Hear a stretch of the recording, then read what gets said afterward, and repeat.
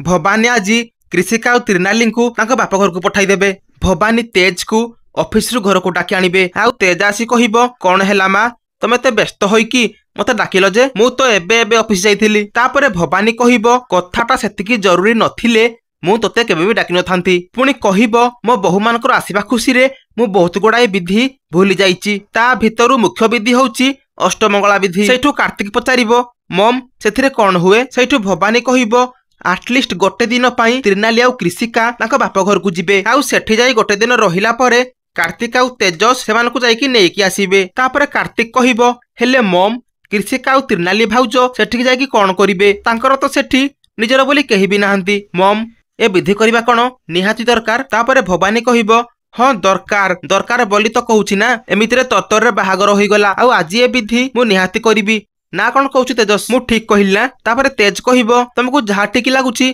तुमे सेया करो मा। सेठू भवानी को विधि अनुसार कृषिका और त्रिनाली तांको बापा घर को चली जाती। दर्शक बंधु भवानी रो आगामी प्लान कौन अछि